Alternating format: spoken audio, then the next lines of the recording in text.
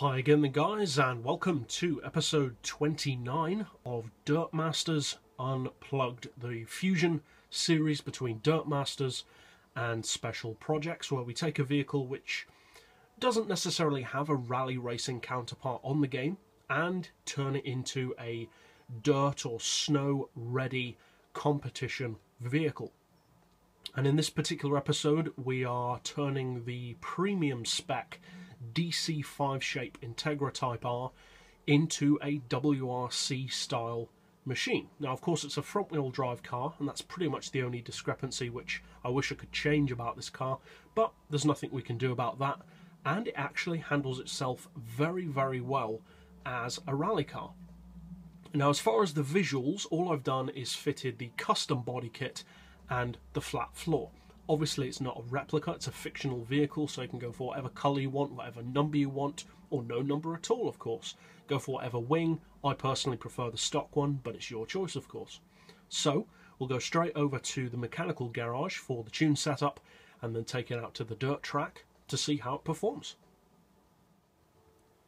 Now for this particular WRC style build I've gone for dirt tyres of course, and we're running pretty close to WRC spec. It has a little bit of extra power compared to them, but that does kind of make up for its lack of all-wheel drive.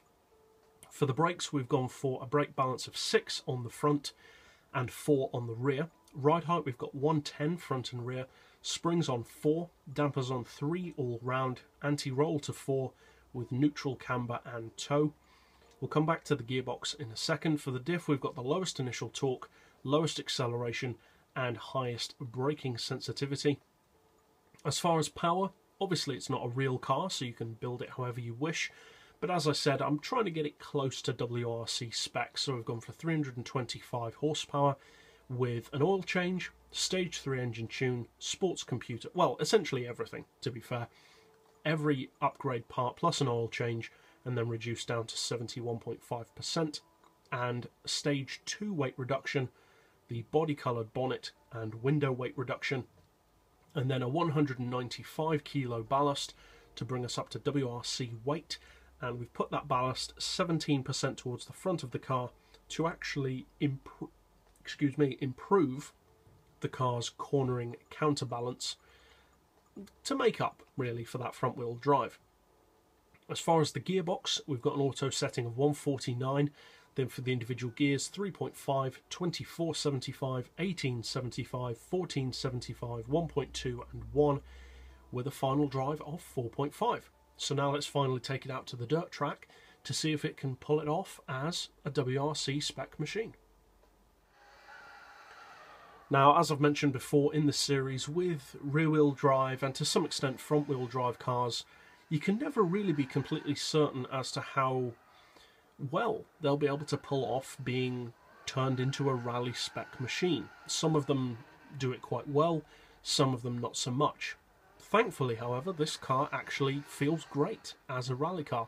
Obviously being front wheel drive isn't perfect, all-wheel drive or even rear wheel drive would be much better, but as I mentioned earlier of course there's nothing we can do about that at the moment.